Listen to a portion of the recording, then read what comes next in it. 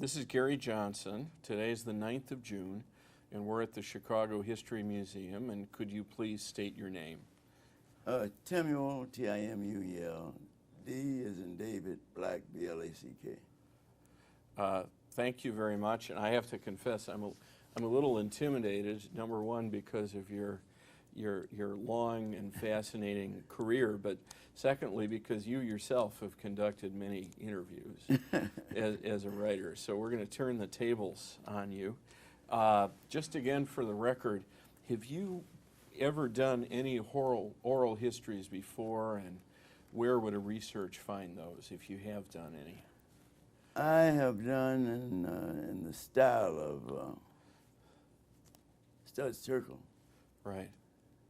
A series of maybe 300 oral stories, and reduced and put them into 3 volumes of those oral history stories, primarily focusing on the first great migration of African Americans to Chicago, and covering a period roughly from 1915 to 1950, which is the extent of the first great migration. Right. And so they were very, very interesting stories. But what I found in doing oral history, in comparison to research in libraries and things, is that the person that you are talking with is more relaxed. And it's like friend to friend, one-on-one. Right. Almost like gossip, because just the two of you. Right. So you can share information on the idea that you talk to a friend and there will be no disclosure of the Right. of the undesirable conversation. Well, Right. I got a lot of that. Right. So has anyone ever interviewed you? Are you on record, for example, with the history makers? Yeah. Yes. Yeah.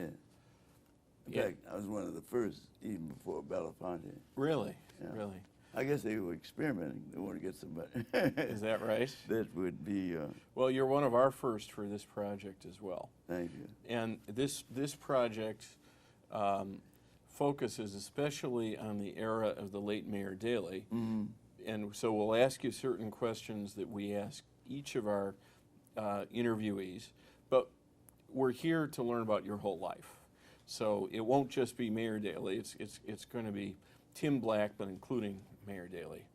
So why don't you just give us a sketch of your life? Where were you born, and what jobs have you held? Mm-hmm. Well, I was born in Birmingham, Alabama, December the 7th, 1918. It is an example of 2 important pieces of history. December the 7th, 1941 Right. was the Japanese bombing. My family, well, I go back a little bit and say that all of my grandparents were slaves. Whether they were born, I don't think they were born in slavery. In fact, they weren't. And assigned the name Black and McConnor, my mother's side, McConnor, my daddy's side, Black. And legend has it, in Birmingham at that time, in 1918, when sharecropping and all those things, that I looked around when I was 8 months old and I said, shit, I'm leaving here. so I brought my family to Chicago. And how long did that take for that to happen? 8 months. 8 months? No, it didn't take long for that to happen. Now, an interesting thing about that period, that particular summer, the race riot of 1919 had occurred in July. And that was in Chicago. I was in Chicago, Right. around the beach, 29th Street. But even with that level of violence, people continue to come. So my family, my mother and father, sister and brother, came a month after the race riot. Assumption I think they had was, even though there's that riot, it's not as bad as what we have almost every day in Alabama. They didn't. I don't think they thought twice about it. So they came into Chicago and they were met by friends and relatives at what was then the 12th Street station. And we moved to the south side, what was called the south side of Chicago, right away, and have lived in that part of the city all my life. I can actually physically walk to every site where I've ever lived in Chicago, from where I live right now. Interesting. So what were some of those sites, just so we have them in mind? Well, roughly from 41st and Langley on the north to 63rd on the south, and from Michigan on the west in that period, well, until where I am now on the east, which is 49th and Drexel. And those who know Chicago would know that that's walking distance. Right. So that's Bronzeville, that's Englewood, that's Hyde Park, in between, Kenwood in between there. Education. A bit of Douglas. Pardon me? A bit of Douglas, Bit too. of Douglas, right. So tell us about your education. Well, again, going back, the people of the first migration were fleeing the South. They were leaving. Most of the people in the first Great Migration had been sharecroppers in the South, but they moved to urban areas in the South. Birmingham, Atlanta, New Orleans, and we brought jazz and blues to the city. So they were urban people, and they were able to read, write, and count.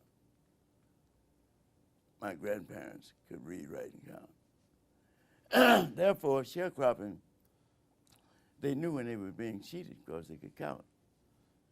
And if there were those like my dad who were not going to take abuse willingly, he was fortunate to have a kind of a sponsor, and that sponsor later became a Supreme Court justice. His parents had been slaves under the parents of Timuel Black, who later became. So he could get away with a lot of stuff because to use it in the common language of the South at that time, he was Hugo Black's nigger. So he could get away. And there were numbers of those all throughout. So they were urban, but not quite urbane. And so World War I, certain Europeans were excluded from coming to America. And there was a demand for cheap labor among the industrialists and the mercantilists. And they sent agents to the South to recruit these people who had some sophistication. My dad worked at the steel mill. Right Birmingham outside. is a big steel center. Yeah, the Bestman Steel. Right. He worked there. And that was kind of typical. So they didn't have to train some of those people. And then they had not only some of the urban experience, but because education was important, they wanted to bring their children north to get a better education. Because of the Civil War, the wealth of the South was pretty nearly drained, pouring in money in to fight the Union Army. So even though whites had higher education, better education than the blacks, it still was not big because they didn't have the money to finance it. And the blacks' educational expense per child was half that of the whites, who were already not getting what was necessary to make adequate. So they were coming north for education of the children and also to be able to vote. Facts are that in that period, the black migrants, on a percentage basis, outvoted the European immigrants. So their motives. Education then was a very important part of that. Right. Now, your own education, all your schooling would have been in Chicago. Yeah. So what schools did you go to? Well, that gives you another picture, idea of the mobility and the desirability. Right. I started kindergarten at Fuller Elementary School, 41st Lane, where we. Then I went to Forestville, which is in the Grand Boulevard area, about 44th and Champlain. Then I went to Willard, 49th and St. Lawrence. Then we moved. I remember my aunt coming to our house. We lived in 49th and Vincent, right next to a retirement center that's still there. It's not a retirement now, it's a condominium. And we were living right next door, and a lady, a retiree, liked my brother because my brother was a very gentlemanly guy, different than his little brother.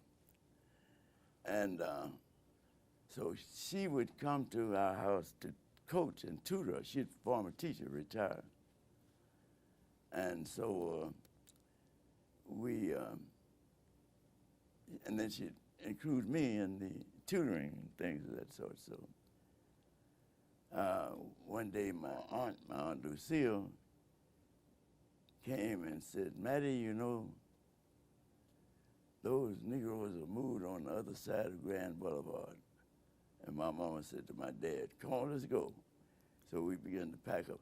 I'm speaking of the mobility in terms of the transfer almost on a block-to-block basis. So when I went to Edmund Burke School, I was only in second grade.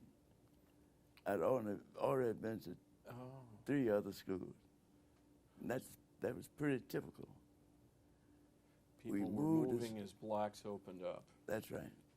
And assumption was, particularly about schools, that there was going to be education, good education.